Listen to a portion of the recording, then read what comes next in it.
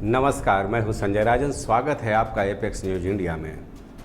आप देख रहे हैं देश दुनिया के चुनिंदा खबरों को समेटे आपका अपना खास कार्यक्रम मुद्दे की बात राजन के साथ। इस कार्यक्रम में हर बार की तरह इस बार भी देश दुनिया के चुनिंदा खबरों पर आपसे विस्तार से चर्चा करेंगे।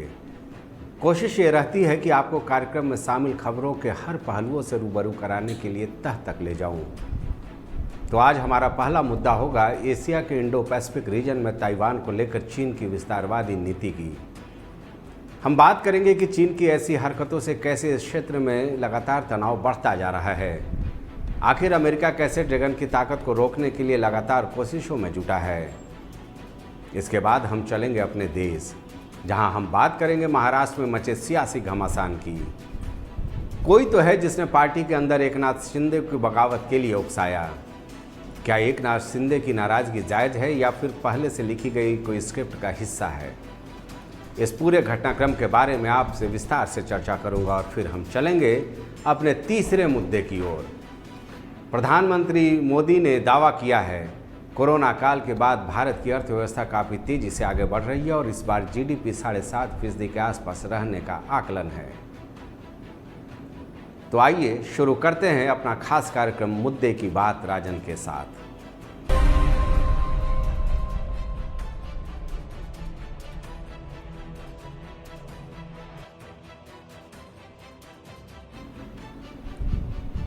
तो आइए चलते हैं, सबसे पहले बात कर ली जाए दुनिया की।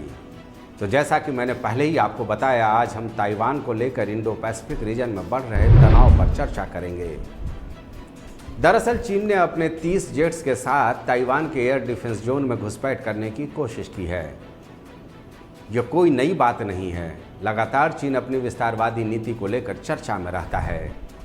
कभी भारतीय सीमा में घुसने की कोशिश तो कभी नेपाल को दबाव में लेकर उसके सीमा में अपने धाक जमाने की कोशिश।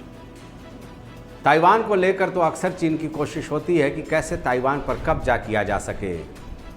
दरअसल चीन ताइवान पर अपनी दावेदारी करता रहा है, लेकिन ताइवान चीन की दावेदारी को एक सिरे से खारिज करते हुए खुद को स्वतंत्र देश मानता है, जिसे अमेरिका और भारत जैसे देशों का भरपूर समर्थन है। इस बार चीन की ताइवान में घुसपैठ की कोशिश से एक बार फिर इस पूरे क्षेत्र में तनाव का माहौल बनता जा रहा है। सामरिक रूप से देखें तो ताइवान को अमेरिका और भारत का पूरा समर्थन रहता है, जो चीन को हमेशा से खलता है। दरअसल ताइवान की जो भौगोलिक स्थिति है वो चीन को नियंत्रित करने के लिए अमेरिका के माकूल है। ऐसे में अमेरिका कभी नहीं चाहता कि ताइवान किसी भी कीमत पर चीन का हिस्सा बन सके।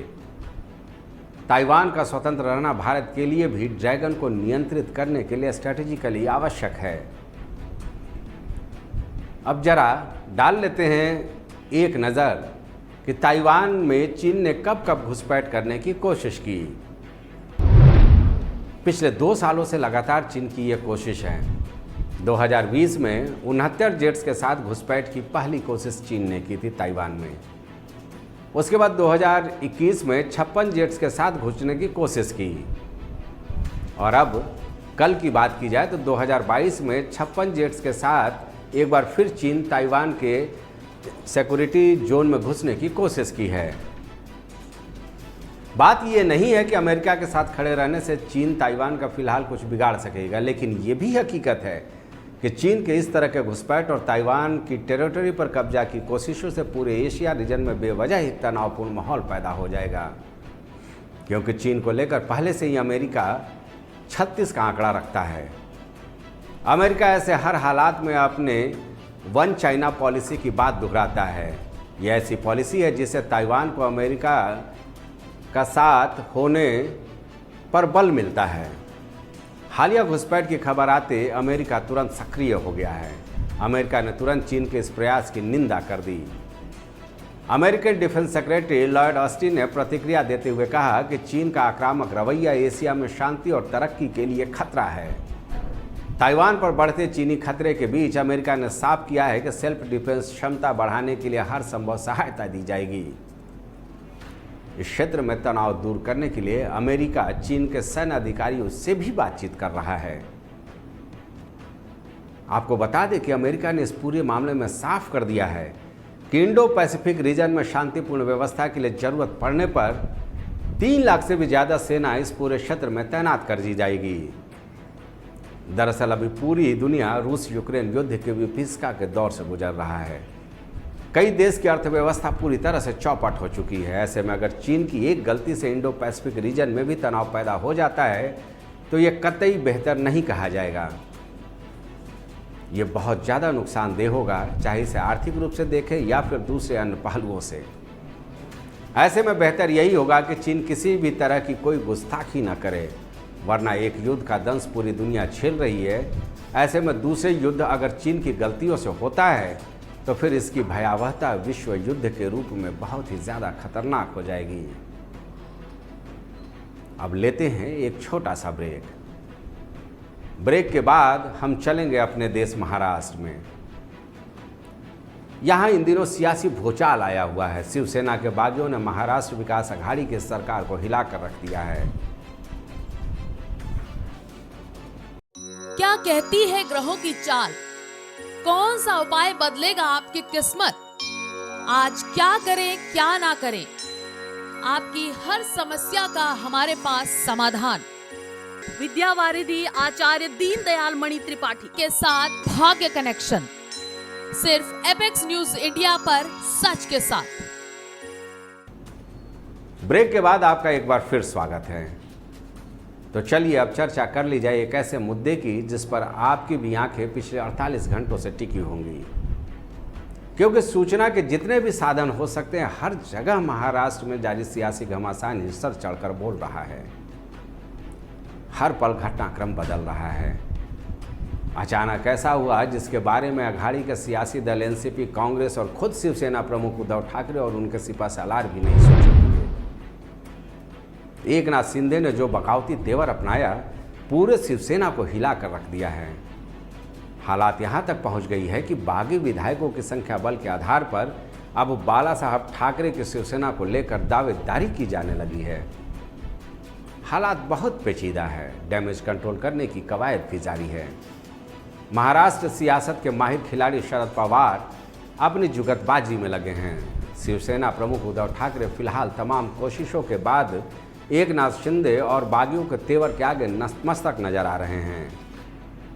मुख्यमंत्री आवास छोड़कर अपने पुश्तैनी मकान मातोश्री पहुंच चुके हैं। शिवसेना के संजय राउत फिलहाल पूरे घटनाक्रम में फ्रंट पर खेल रहे हैं। उद्धव ठाकरे और शिवसेना को लेकर राउत सबसे ज्यादा मुखर नजर आ रहे हैं।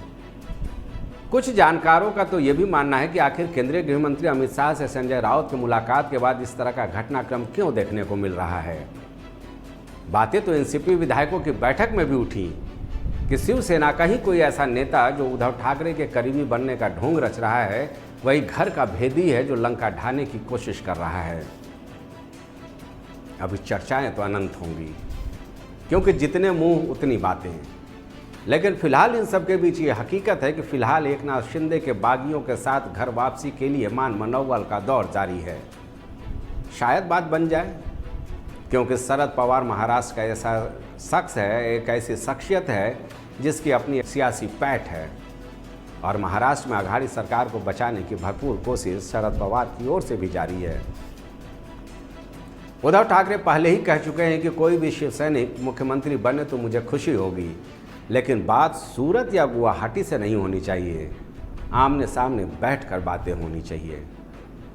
उधर एकनाथ शिंदे ने साफ किया है कि महाराष्ट्र विकास अघाड़ी में लगातार उनकी और जो बागी विधायक हैं सबका अपमान हो रहा था। यानी अभी दोनों तरफ से भड़ास निकालने का दौर जारी है। गिले शिकवे, आरोप प्रत्यारोप के बीच बीजेपी अभी फिलहाल ये पूरे घटनाक्रम पर वेट एंड वॉच के मूड में नजर आ रही है।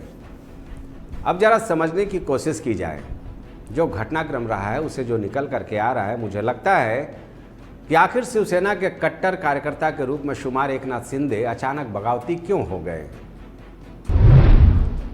मैंने वो मुख्य बिंदु आपके सामने रखा है। शिवसेना का कट्टर हिंदुत्व से इतर कांग्रेस, एनसीपी के साथ सरकार बनाना ये एकनाथ शिंदे को कबूल नहीं रहा। बतौर मुख्यमंत्री उद्धव ठाकरे का विधायकों से दूरी बनाकर रखना, ये आरोप प्रत्यारोप आप देख रहे होंगे जिस तरह से तमाम खबरिया चैनलों पर जो बयान देखने को मिल रहे हैं। विभागीय कार्यों में कई मंत्रियों को नज़रअंदाज किया जाता रहा है, यह भी आरोप है और संभवतः यही वजह है कि कई मंत्री भी बागी हो चुके हैं। आरोप तो ये भी लग रहा है कि शिवसेना में लगातार उद्धव ठाकरे के बेटे आदित्य ठाकरे को ज़्यादा तवज्जो दी जाती रही है, यानी लगातार उनका वर्चस्व बढ़ता जा रहा है। ये ऐसे कारण रहे जो शिवसेना के विधायक अपने बागी तेवर में नजर आ रहे हैं। हालांकि उद्धव ठाकरे ने इन आरोपों का एक सिरे से खंडन किया है। कल आपने देखा होगा उनका किस तरह से फेसबुक लाइव हुआ था, उसमें उन्होंने साफ तौर पर इन बातों का, इन आरोपों का खंडन किया। कहा कि पूरे हिम्मत से अपनी जिम्मेवारियों को हम निभा रहे हैं।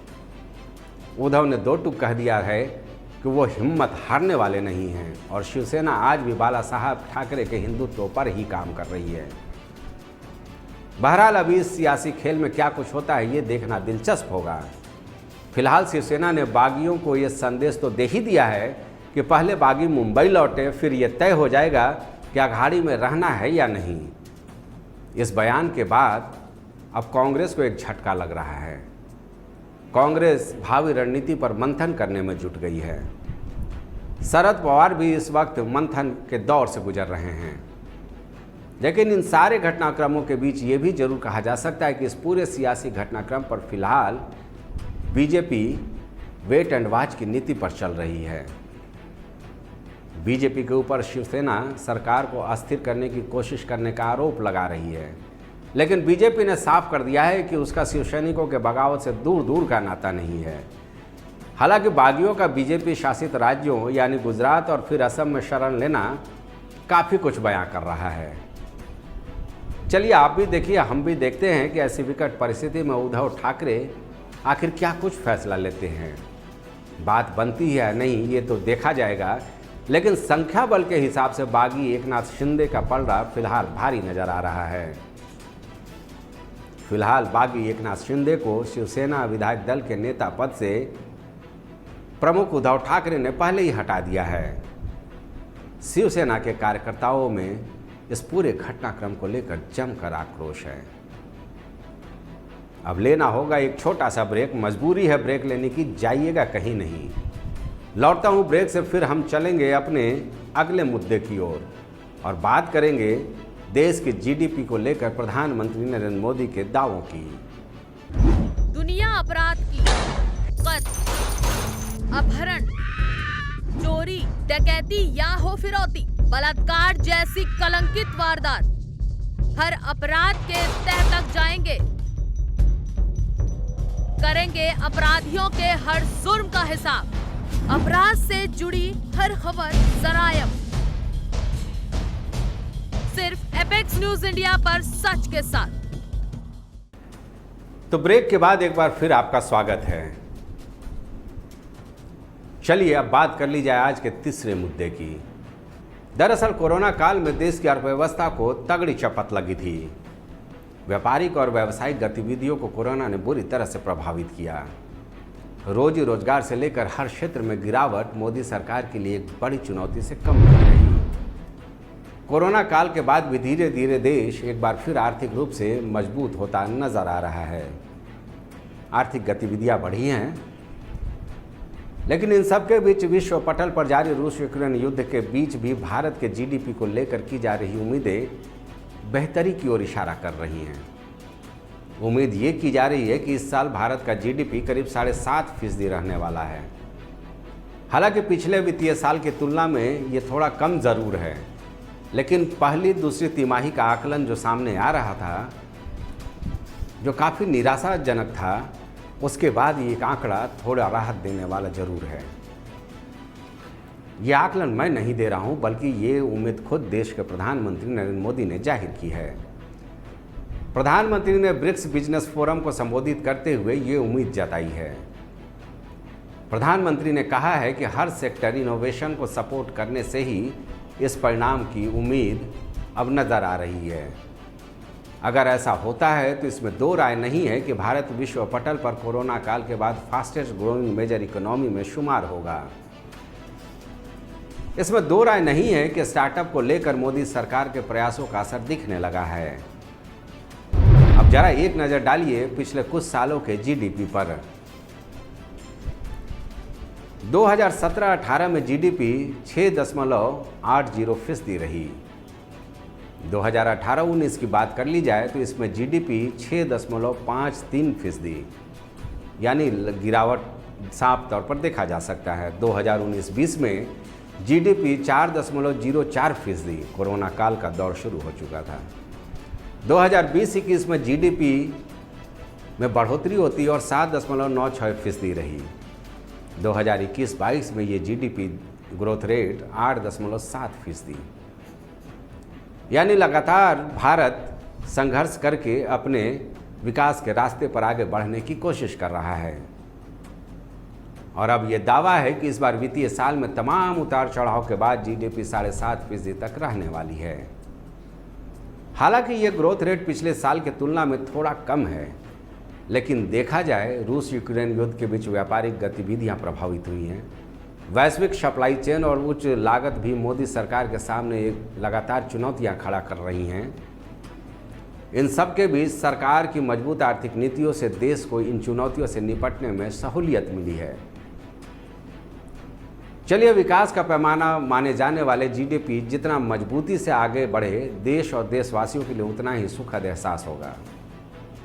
इसमें दो राय नहीं है कि तमाम विकट परिस्थितियों से भी उबरते हुए आज विश्व पटल पर भारत एक मजबूत राष्ट्र के रूप में स्थापित हो रहा है। तो ये था आज का हमारा खास कार्यक्रम मुद्दे की बात राजन के साथ। उम्मीद है आपको हमारी ये कोशिश पसंद आई होगी। अपना फीडबैक हमें ज़रूर दीजिएगा। आज के लिए बस इतना ही, फिर मिलेंगे कुछ और बड़े मुद्दों को लेकर। तब तक अपना विशेष ख्याल रखिएगा। नमस्कार।